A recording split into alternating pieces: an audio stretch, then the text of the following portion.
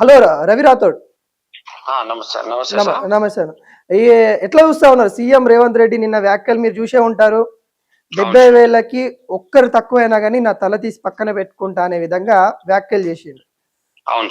ఎట్లా చూస్తా ఉన్నారు వాటిని? ఎట్లా చూస్తా ఉన్నారు? మీరు కూడా కొట్లాడుతా ఉన్నారు కదా నిరుద్యోగ అంశం పైన, ఎట్లా చూస్తున్నారు సార్? ఇప్పుడు ఏదైతే సీఎం రేవంత్ రెడ్డి గారు చెప్తా ఉన్నారో అది పూర్తిగా అవాస్తవం.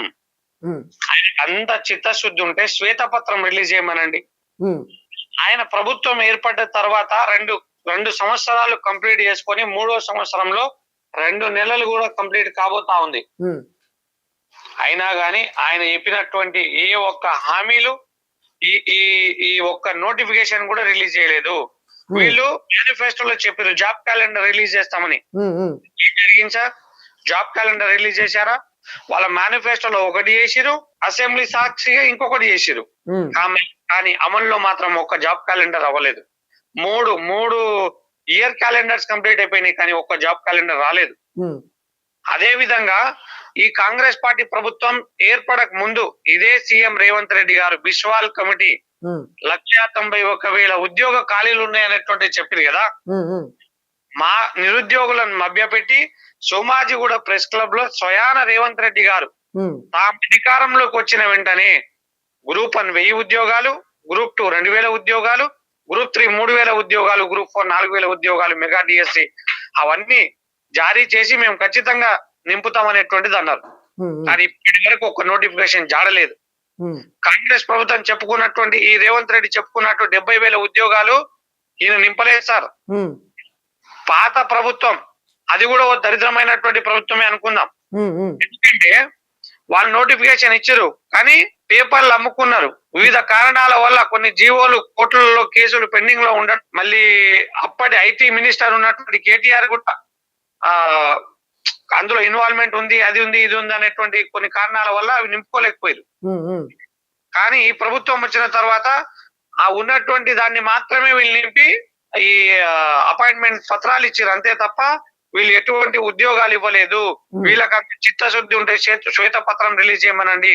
అసెంబ్లీలో గొప్ప చెప్పారు కదా సార్, గోడ క్యాలెండర్ అదే జాబ్ క్యాలెండర్ మేము రిలీజ్ చేసినామని. ఇది గోడ క్యాలెండర్ అయిపోయింది, కానీ ఇప్పటి వరకు ఒక జాబ్ క్యాలెండర్ రాలేదు. శ్రీధర్ బాబు గారే కదా మేనిఫెస్టో చైర్మన్.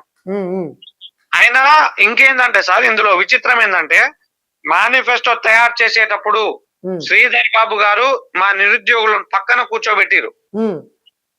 కూర్చోబెట్టి 2 లక్షల ఉద్యోగాలు ఖచ్చితంగా నింపుతామని చెప్పి మాతో రాయించారు. అంత మేధావి ఈ రోజు ఏడిపోయిండు.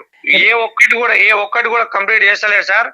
మేము రేవంత్ రెడ్డికి మేము డిమాండ్ చేస్తా ఉన్నాం ఏంటంటే, ఈ గ్రూప్స్ లో కావచ్చు, ఎస్ఐపిసి కావచ్చు, డిఎస్సి కావచ్చు, హెల్త్ డిపార్ట్మెంట్ లో కావచ్చు, ఎలక్ట్రిసిటీ డిపార్ట్మెంట్ లో కావచ్చు, ఉన్నటువంటి నోటిఫికేషన్లు ఇచ్చేస్తే ఈ అశోక్ నగర్, చిక్కడపల్లి, దిల్సుఖ్ నగర్ లో ఉన్నటువంటి నిరుద్యోగ మిత్రులందరూ కొద్దిగా చదువుకుంటారు. వాళ్ళ తల్లిదండ్రులు అసలు వాళ్ళకి ఏం పోషించాలనేటువంటిది కూడా ఏం అర్థం అవ్వట్లేదు. తల్లిదండ్రుల మీద డబ్బులు అడగాలంటే కూడా చాలా బాధ అనిపిస్తా ఉంది. 2 సంవత్సరాలు కూడా వీళ్ళు ఏం చేశారంటే ఎస్సీ వర్గీకరణ అనేటువంటిది కొద్దిగా అది చూయించి మభ్య పెట్టిరు, లాంగ్ చేసిరు. కానీ ఇప్పుడు ఏం చేస్తారు, బీసీ రిజర్వేషన్ 42 అయిపోయిన తర్వాతనే జాబ్ క్యాలెండర్ రిలీజ్ చేస్తామంటారు. ఇది మోసానికి రెండో కారణం సార్. ఇది వీళ్ళు ఇంకో 3 సంవత్సరాలైనా ఇట్లే ఉంటారు. అదే రేవంత్ రెడ్డి గారు కావచ్చు, రాహుల్ గాంధీ గారు కావచ్చు, ప్రియాంక గాంధీ గారు కావచ్చు, ఈ చిక్కడపల్లి లైబ్రరీకి వచ్చారు కదా, మీరు ఖచ్చితంగా నిరుద్యోగులకు క్షమాపణ చెప్పాలి. అరే మీరు నిరుద్యోగ వృత్తి కూడా ఇస్తలేరు, నిరుద్యోగ వృత్తి ఇవ్వట్లేదు, ఏమి ఇవ్వట్లేదు, అసలు ఏం చేసుకుంటారు? అదే విధంగా చాలా దారుణం సార్, చాలా అంటే చాలా దారుణం. ఏం చేయాలో అర్థం కాక అంటే ఆయన ధీమా వ్యక్తం చేస్తా ఉన్నారు కదా, ఎల్బీ స్టేడియం ఆధారంగా నేను 70,000 మందిని లెక్క అప్ప చెప్తాను అనుకుంటే అంత ధీమా వ్యక్తం చేయడానికి గల కారణం ఏముంటాయి? అంటే ఇచ్చారా ఇయ్యలేదని పక్కన పెడితే ఇంత బలంగా చెప్తా ఉన్నా అంటే సమాజం చూస్తా ఉంది కదా, యావత్ తెలంగాణ చూస్తుంది, యావత్ తెలంగాణ వింటుందనే లేకుండా అంత ధైర్యంగా చెప్పడానికి గల కారణం ఏమై ఉంటది అనుకుంటారు సార్? నేను ఒకటి చెప్తా ఉన్నా, అభయహస్తం మేనిఫెస్టో ఉంది కదా, అది నిరుద్యోగుల పక్షాన భస్మాసురాస్తం. వీళ్ళకి ఇంత చిత్తశుద్ధి ఉంటే హైదరాబాద్ యూత్ డిక్లరేషన్ మీద మీరు ఏదైతే తొడగొట్టి చెప్తా ఉన్నారో నీ తలకాయనిస్తా అంటున్నావో ఇదేమైంది? యూత్ డిక్లరేషన్ ఏమైంది? మొదటి ఏడాదిలోనే 2 లక్షల ప్రభుత్వ ఉద్యోగాలు నింపుతామన్నావు. నీ మేనిఫెస్టోలో 2.1 పేపర్ పేజ్ నెంబర్ 9 లో చూసుకోమను. ప్రియాంక గాంధీ గారు సరూర్ నగర్ లోకి వచ్చి ఆమె రిలీజ్ చేసింది కదా రమ్మను. అది అది అది తప్పు, అది మేము ఇచ్చినాం అనేటువంటి నిరూపిస్తే మా నిరుద్యోగులైనటువంటి 30 లక్షల మంది మా తలకాయలు ఇచ్చేస్తాం నీకు.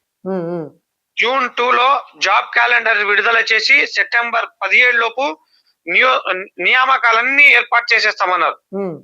ఏది అది చేసిరా? అది చేయలేదు. నీ తలకాయనే కాదు, నీ మంత్రివర్గం తలకాయలు ఇచ్చినా నీ బూటకు మాటలకు విలువ లేదు. 4,000 ఇస్తాన్నావు. ఏది? ఇప్పటికి 30 నెలలు అయితా ఉంది నీ ప్రభుత్వం ఏర్పడి. ఏడవండి యువ వికాసం అన్నావు, ప్రతి నిరుద్యోగికి 5 లక్షలు ఇస్తాన్నావు. ఎక్కడిచ్చినావు? ఎవరికి ఇచ్చినావు?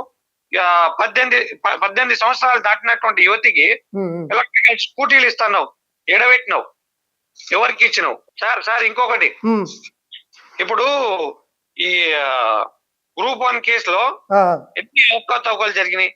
తెలుగు మీడియం ఇష్యూ కావచ్చు, ఇంగ్లీష్ మీడియం వాళ్ళకి ఎక్కువ వచ్చి తెలుగు మీడియం వాళ్ళకి తక్కువ రావడం, జియో 29 కావచ్చు, తర్వాత ఎక్కువ మంది రావచ్చు ఈ ఒకే సెంటర్ లో కావచ్చు, కోటి ఉమెన్స్ కాలేజ్ లో.